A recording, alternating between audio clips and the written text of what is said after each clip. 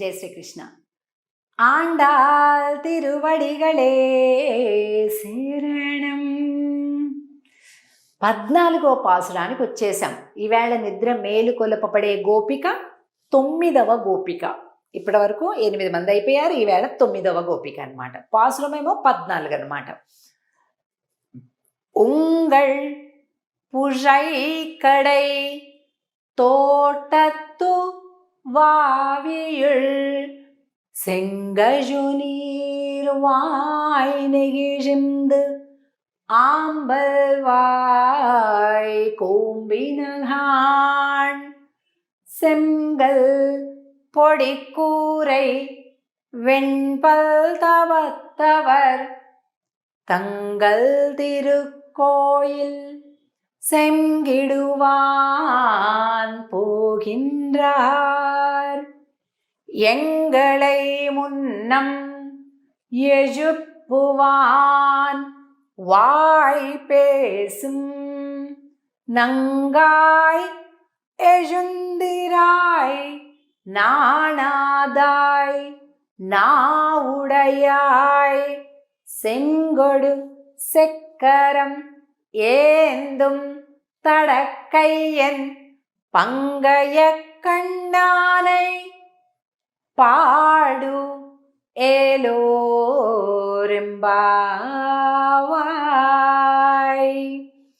ఉంగళ్ పుజైక్కడై తోటత్తు వావేళి. ఈరోజు పాశ్రంలో నిద్ర మేలుకొల్పబడేటటువంటి గోపికకి ఏం చెప్తుందంట? అమ్మా, నీ పెరటి తోటలు చూడమా, ఇక్కడ ఉండేటటువంటి ఎర్ర కలువలన్నీ వికసించాయి, నల్ల కలువలన్నీ ముగిలించిపోయాయి. ఇవన్నీ అంటే మీకు ఏదో తొందర ఎక్కువైపోయి మీరే గట్టిగా పీకేసినట్టున్నారు. అక్కడేమి ఏం కాలే, ఉదయం కాలే, ఏమీ కాలేదు అని లోపలికి. అర్రర్రే, మాకు తెలుసు. తెల్లగా సూర్యుడు ఉదయించేసి ఎండబడుతుంటే ఎండబట్టడానికి వస్తున్నాడు. తెల్లటి రేఖలు, కాంతి రేఖలు వచ్చేస్తున్నాయి. నువ్వేమో ఇంకా తెల్లవారలేదు అంటున్నావు. మాకు అర్థమైంది కారణం. రాత్రంతా కృష్ణుడు నీ దగ్గరికే వచ్చాడు. మీరిద్దరూ కలిపి మీ వెనక పెరటి తోటలో దాగుడు మూతలు ఆడుకున్నారు. మా తెలీదు అనుకుంటున్నావా? నీ కళ్ళని ఇలా వచ్చి వెనకొచ్చి మూసేశాడు కృష్ణుడు. ఎర్ర కలువలు వికసించాయి, నల్ల కలువలు ముకుళించాయి అనేటటువంటి అర్థాన్ని చెప్తుంది ఈరోజు పాసురం. ఇదిగోండి, ఎంత చక్కటి బొమ్మ ఇచ్చారు ఈరోజు. ఈ గోపిక ఇంటి వెనక పెరటి తోట ఇది. ఈ పెరటి తోటలో ఎర్ర కలువలన్నీ తెరుచుకున్నాయి, నల్ల కలువలన్నీ మూసుకున్నాయి. అంటే ఏంటి? ఎర్రటి కళ్ళు ఎవరివి? స్వామివి. నల్ల కలువలు అమ్మవి. సో ఆమె కళ్ళు ఆయన మూసేశాడనమాట. అందుకని ఇలా చెప్తున్నమాట. అమ్మా, పడుకున్నావు, మీరిద్దరు ఆడుకున్నారు కదా రాత్రంతా కూడా చక్కగా దాగుడు మూతలు అని. నీ ఇంటి వెనక పెరటి తోటలో దిగుడు బావిలో ఉన్నటువంటి ఎర్ర కలువలు, నల్ల కలువలు అంటూ మర్మగర్భంగా అనమాట. కావ్యాలలో ఇలాగే ఉంటుందండి. పైకి ఏదో చిన్న చిన్న కథలు, ఓ అమ్మ ఈ అమ్మ అని ఉంటుంది. కానీ దాని లోపల అంతరార్థం చూస్తే పెద్ద ఆత్మ జ్ఞానోపదేశాలన్నీ ఉంటాయన్నమాట. సో ఇలాగా మన పెద్దలు మనకి ఇచ్చేవాళ్ళు.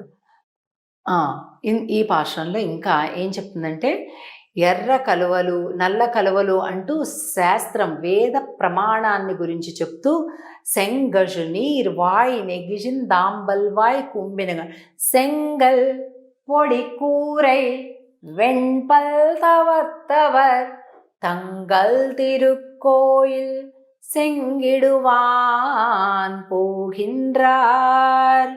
తెల్లటి పలువరస కలిగినటువంటి బ్రాహ్మణోత్తములు, యతివరేణ్యులు, అంటే సన్యాసులు, సాధువులు అందరూ కూడా ఈ తాళం పట్టుకొని వెళ్తున్నారయ్యా. అంగో తాళం చెవులు కూడా చక్కగా కనిపిస్తున్న బొమ్మలు. ఎంత చక్కటి చిత్రాలంటే ఆ పాశ్రంలో ఉండే ప్రతి పదానికి సంబంధించినటువంటి ఆ దృశ్యం అంతా కూడా మనకి ఇక్కడ కనిపిస్తుంది. ఇగోండి, తాళం చేతులు పట్టుకొని, అంటే తాళం చేతులు ఏం చేస్తుందండి? ఓపెన్ చేస్తుంది. ఇలా ఇలా ఒకసారి పెట్టాం అనుకోండి, ఏమిటండి ఈ ముద్ర? ముద్రాశాస్త్రం ప్రకారం ఇలా పట్టుకుంటాం. ఈ 3 ఏళ్ళు తెరిస్తే ఉపదేశ ముద్ర, జ్ఞాన ముద్ర, గురువులు మనకి ఇచ్చేటటువంటిది ఇది. ఇది మామూలుగా ఏం చెప్తారంటే, ఇది తమోగుణం, ఇది రజోగుణం, ఇది సత్వగుణం. అన్నిటికంటే తక్కువ ఉంటుంది సత్వగుణం, ఇది తమోగుణం. ఇది జీవుడు. ఇది పరమాత్మ. జీవుడు కొద్దిగా వంగితే చాలు పరమాత్మ పట్టేసుకుంటాడు కదండి. సో ఇది తత్వబోధ అంటారనమాట, జ్ఞానబోధ.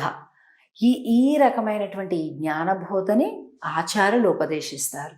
అమ్మా లేవాలి తొందరగా, సమయం అయిపోతుంది. అక్కడ అయ్యగారులందరూ గురువులందరూ కూడా సిద్ధంగా ఆలయాల్లో ఆరాధన కోసం వెళ్ళిపోతున్నారు, ఇంకా నువ్వు లేవడం లేదా అంటుందన్నమాట. తంగల్ తిరుక్కోయిల్ செங்கிடுவான் போகின்றார் எங்களை முன்னம் எழுப்புவாన్ వాయ్ పేసుం నంగాయ్. అంటే ఓ పరిపూర్ణురాలా, అమ్మా నువ్వేం చెప్పావు తెలుసా? నిన్న రాత్రి మనందరం కూడా కలుసుకొని తెల్లారుజామునే వెళ్దాము అని అనుకున్నప్పుడు నువ్వేం చెప్పావు గుర్తులేదా నీకు? ఏమన్నదట ఈ గోపిక? మీరందరూ ప్రశాంతంగా నిద్రపోండర్రా, నేనే వచ్చి నిద్ర లేపుతాను మీ అందరిని అన్నదట. అలా అన్న ఆవిడ ఇంకా ఇప్పటికి 8 మంది గోపికలను నిద్రలేపినా ఇంకా ఈవిడ లేవలేదు. కొందరు అలాగే ఉంటారు కదండి, ఓ నేను వచ్చేసేస్తా ఇచ్చేసేస్తా అలా ఇలా అలా అనేస్తారు. అసలు నిజానికి ఆ పని దగ్గరికి వచ్చేసరికి ఎందుకు కాదు అంటే కొద్దిగా అలాంటి వర్గం వాళ్ళు కూడా ఉంటారు కదా. ఈ గోపిక బహుశా అలాంటి వర్గానికి చెంది ఉండొచ్చు. అమ్మ లేమ్మా లేమ్మా లేమ్మా దాదా మమ్మల్ని అందరినీ నువ్వే అని, నిన్నే నమ్ముకొని మేము లేవకుండా పడుకుంటే ఇంతే సంగతులు అని లోపల అర్థం అన్నమాట. నంగాయ్ అంటే మన నొచ్చుకోకుండా ఉండాలి కదండి. మనం ఏ మాట మాట్లాడినా ఎదుటి వాళ్ళు నొచ్చుకోకుండా చూసుకోవాలి. అందుకే నంగాయ్ పరిపూర్ణురాలవమ్మ నువ్వు. అసలు మేమంటే ఈ వ్రతాలు చెయ్యాలి, పూజలు చెయ్యాలి, ఆది ప్రార్థనలు చేయాలి, వెళ్ళాలి, చల్లగా చీకటి ఉండగానే లేవాలి, స్నానం చేయాలి, ఇవన్నీ నీకు అసలు అవేం అక్కర్లేదా? నువ్వెక్కడుంటే ఆయనే వచ్చి నీతో ఆటలు ఆడతాడు, పాటలు పాడతాడు కదా. ఎంత గొప్పదానివి తల్లి నువ్వు అంటున్నారు మళ్ళీ. నంగాయ్ ఓ పరిపూర్ణురాలా, ఏజుందిరాయ్ మేలుకుమ్మ, నానాదాయ్ నా ఉడయాయ్. ఏడో తెలుసా దీని అర్థం? సిగ్గులేని దానా అని అర్థం. ఏమిటంటే అంత మాట అనేసారు వీళ్ళు అనుకుంటారా? సిగ్గు ఎప్పుడు ఉండదు అంటే ఎప్పుడు ఉండకూడదు అంటే భగవన్నామ సంకీర్తనం చేసేటప్పుడు అన్నీ వదిలిపెట్టేయాలండి. చాలామంది చూడండి నామం చెప్పండి అమ్మంటే చెప్పుకుంటారు, లోపల చెప్పుకుంటారు, లోపల చెప్పుకుంటారు. పైకి చెప్తేనే భగవంతుడికి వినిపిస్తుందండి, లోపల చెప్పినా కూడా ఆయనకి వినిపిస్తుంది. ఇలాంటి పిచ్చి పిచ్చి మాటలు మాట్లాడుతుంటారు. అసలు అలా కాదండి. నామం చెప్పాలి అంటే చాలు అసలు ఒళ్ళుపై మర్చిపోయి చెప్పాలన్నమాట.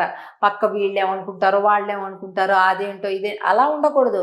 చక్కగా యథేచ్ఛగా నీ గొంతు ఎంత ఉంటే నాభి నుంచి శబ్దాన్ని తీసుకొచ్చేసి భగవన్నామం చెప్పాలండి. అలా మొహమాటపడి సిగ్గుపడితేనే పిల్లలకి అర్థం కాదు, ఇంట్లోనూ అర్థం కాదు, మనకే ఆనందం ఉండదు. ఒక్కసారి మొదట ఏకాంత ప్రదేశంలో నిలబడి చక్కగా హాయిగా బిగ్గరగా భగవన్నామం చెప్పండి, ఆ రుచి ఏంటో మీకు తెలుస్తుంది. అలాగా భగవత్ విషయంలో సిగ్గు లేకుండా, సిగ్గు పడకుండా ఉండేటటువంటి గోపిక అని అర్థం. செங்கட செக்கரம் ஏந்தும் தடக்கையன் పంగయ కన్నానై పాడ. శంఖ చక్రాలను చేతిలో ధరించినటువంటి పుండరీకాక్షిని పాడదాం తల్లి, రా తల్లి అని ప్రార్థిస్తున్నారు ఈరోజు గోపికని. రేపటితో సగం తిరుప్పావై పూర్తవుతుంది 15వ పాశురంతో. రేపు కలుద్దాం. ఆండాల్ తిరువడిగళే శరణం. జై శ్రీకృష్ణ.